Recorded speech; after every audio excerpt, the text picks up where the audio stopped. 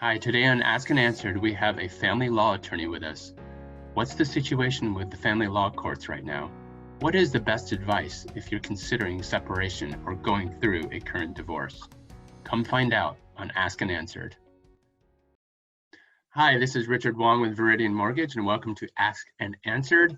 We have Jim Hoover with us today, family law attorney. Jim graduated summa cum laude from Santa Clara University School of Law back in 2001. He worked at several prominent San Francisco law firms before permanently joining Hoover Krepelka, the largest family-only law firm in Silicon Valley. He eventually made partner in 2012 and hasn't really looked back since. As a certified family law specialist, which is a distinction only granted about 10% of family law attorneys, Jim represents clients in all aspects of family law. Jim, we're glad to have you with us. How are you doing? Thank you, Richard. Thank you for the opportunity to speak regarding this issue. So the coronavirus has proved such a difficult challenge for all humans worldwide. And in my area, family law, it's a very unique challenge to those going through a divorce. Those going through a divorce are going through a time of crisis and confusion as to their rights and their responsibilities in what I consider to be the five main areas of family law. Domestic violence, custody and timeshare of children, asset and debt division, spousal and child support, attorney's fees and costs, and so on and so forth. Now, ideally, if parties are going to go through a divorce, they can resolve the matters by themselves without the need for counsel. But perhaps they do need counsel. And even with the assistance of counsel, they may need to use the assistance of the courts. So what has the COVID crisis done with respect to that? Well, the good news is that Hoover Krepelka, we are open along with many other fine law firms out there. There's 30 strong, 15 attorneys, 15 support staff. We are all working remotely. It was a flip of a switch on March 12th.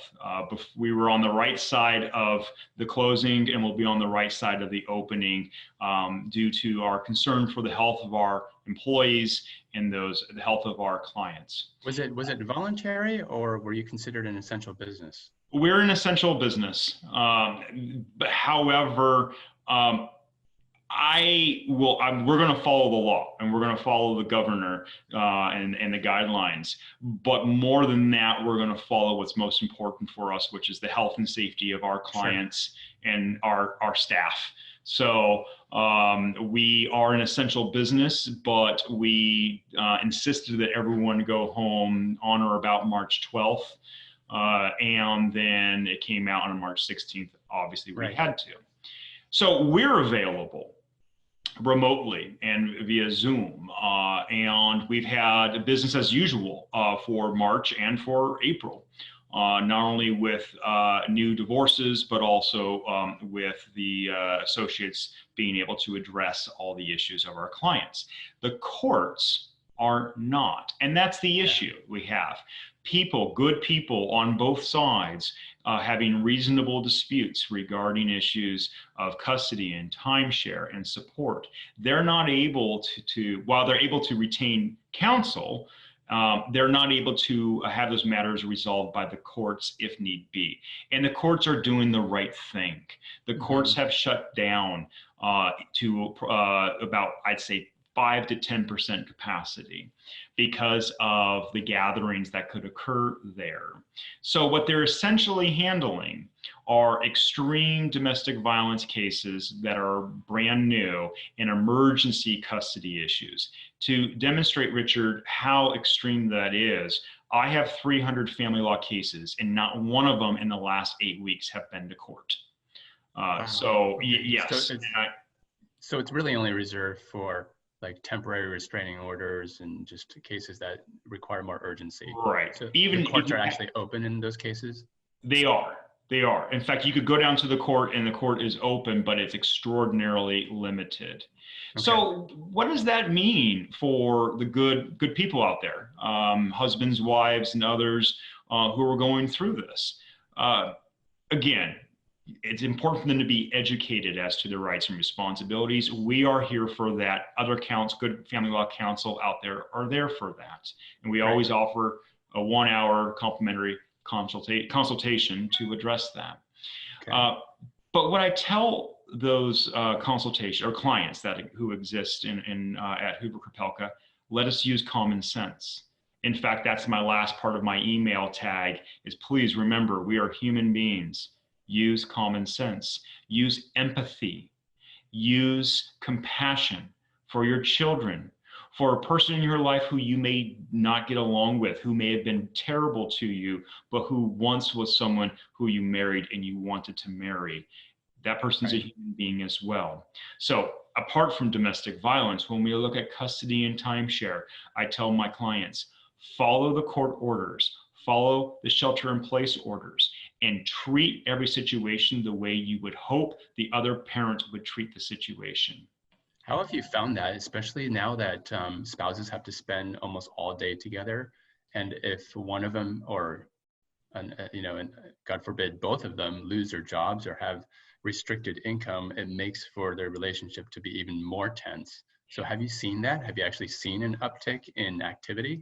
Yes, I have. There's good news and bad news with that. The good news is I've seen the uptick is not because of domestic violence.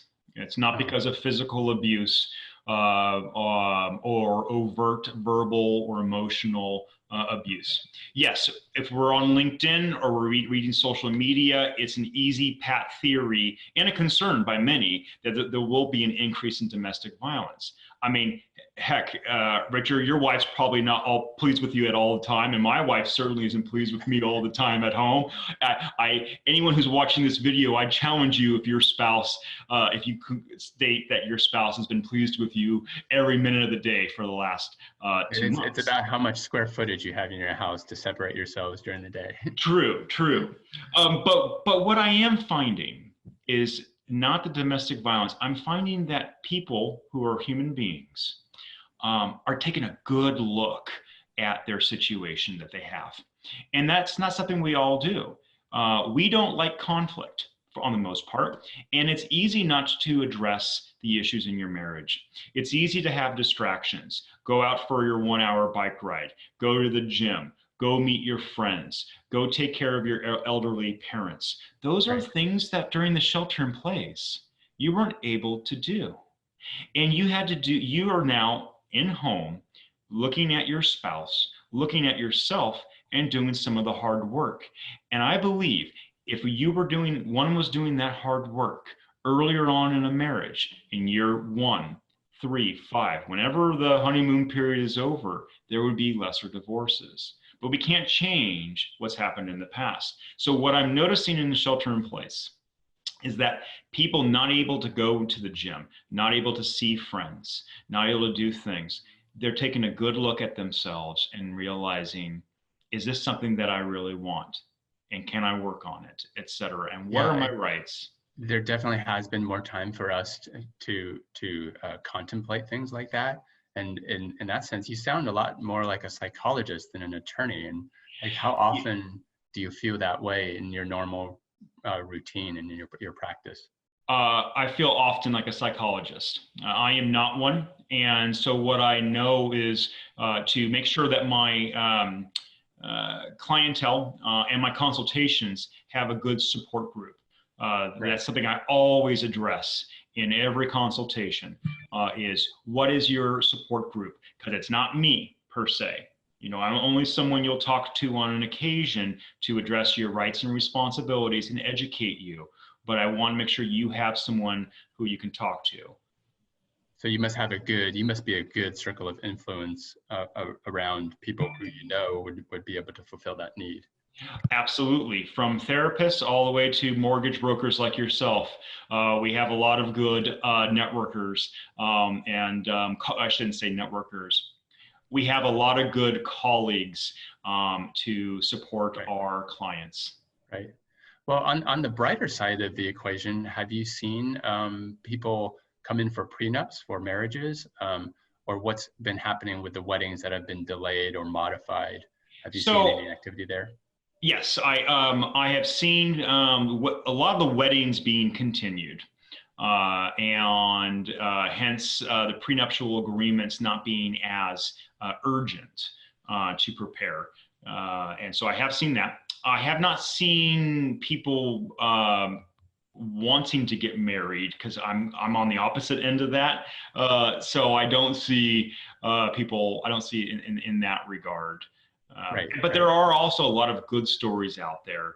I don't see through my line of work. I see more anecdotally about people who spend more time together, and there's a big pause and a reset. Let me give you an example. Uh-huh. Just as I said, people are distracted from their, or use distractions not to focus on their marriage. There's the same amount of people out there, maybe perhaps, and hopefully more, who are realizing without that distraction, they're able to focus on their marriage. They're able to do a pause, a reset. One does not need to get up at 4 a.m., go for a run, go to the gym, go take care of endeavors outside of the house, then go Or a to networking work. meeting. Yes, go to a 2-hour networking meeting every day and ignore one's family. So true. I put myself in that as well, in that I'm able to spend more time with my family, both extended and nuclear, and it's been really great. Right. And so that's what we should use this time for. Definitely one of the silver linings. And as you look ahead now, what's your anticipation as far as level of business activity, especially when the courts start opening up and they're obviously backlogged?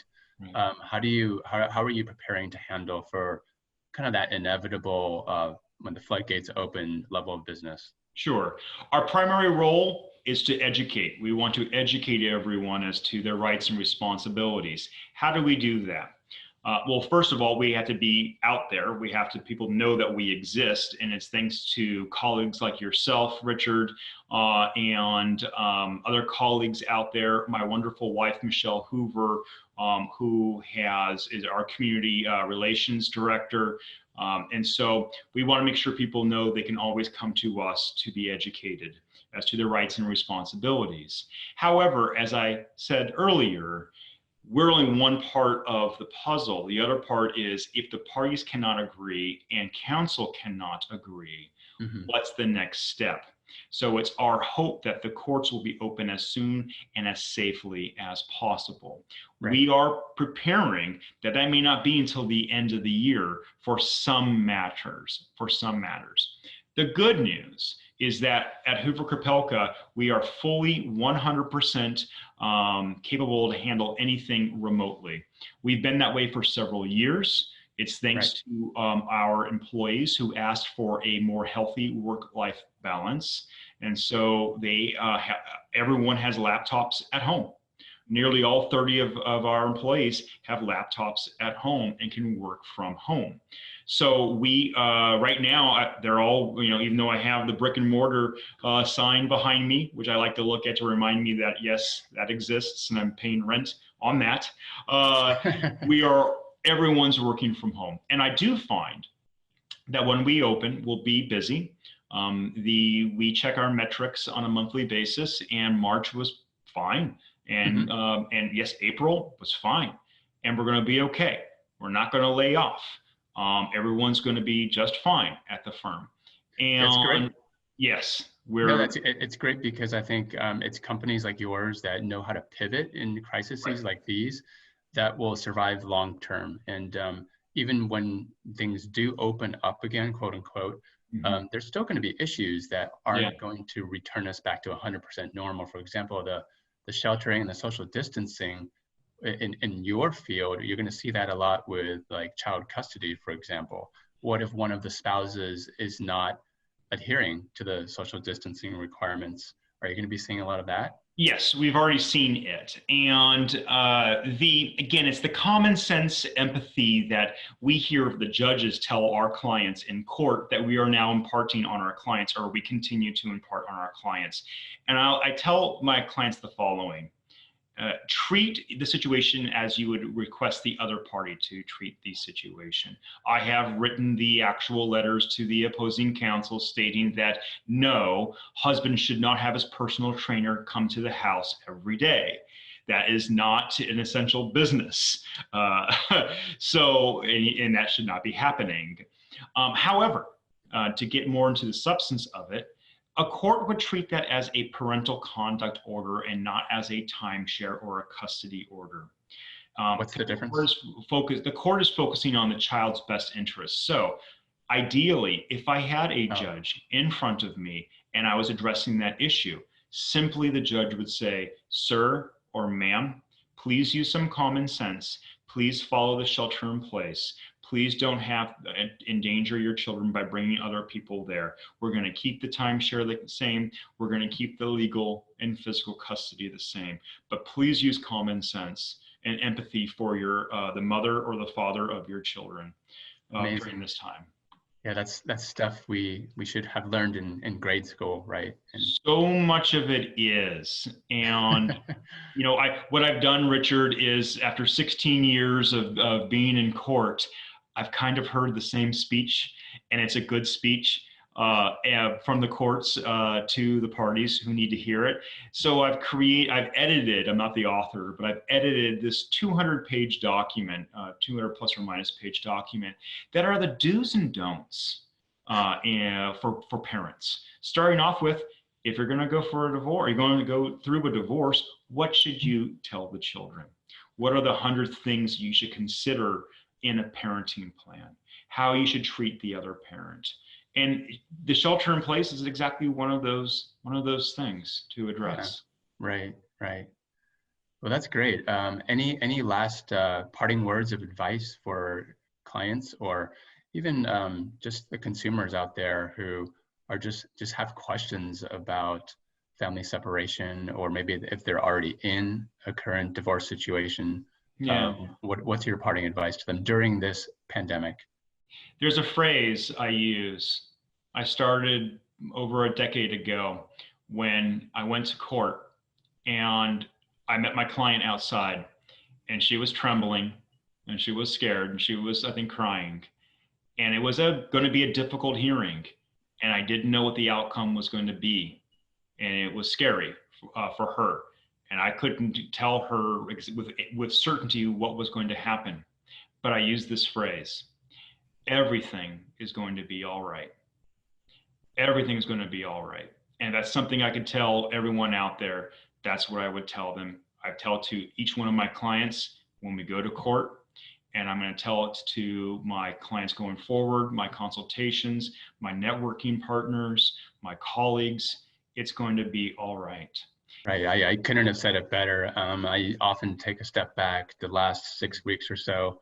I mean, your field and my field, there's a lot of emotions, a lot of money and property involved frequently, but you take a step back and you're just grateful for the air you breathe and your health and the fact that we have jobs, right? There's so many more people out there who are suffering to a much greater, higher degree than we are. And so we should just spend time every day just to step back and be grateful. We're going to get through this crisis. We're going to come out okay, more than okay. Educate yourself. Go online, search family law attorney, see our firm, see another firm, see a competent family law firm that knows, so you can be educated as to your rights and responsibilities and the welfare of your children. If parties have any questions, if anyone has any question whatsoever, feel free to contact us either by searching our name, Jim Hoover or Hoover Krepelka, the sign behind me, on the internet. And we're always willing to give a 1-hour complimentary, confidential consultation. Thank you very much. But thank you, Jim, for your time. I know you're a really busy guy, so I appreciate your responses and your ideas and your input. So Jim Hoover, thank you very much. Thank you, Richard. Hello, everyone. I'm Richard Wong of Viridian Mortgage, and welcome to Ask and Answered, a video series that I created highlighting mostly attorneys dealing with COVID pandemic-related issues. In this day and age of constantly streaming information at our fingertips, it's sometimes easy to fall prey to sensory overload. And so the goal of this program is to hear firsthand from those professionals who are the experts dealing with these issues on a day-to-day basis and providing us with the clarity and direction we need during these challenging times. Thank you for watching. Be smart, stay safe, and take care.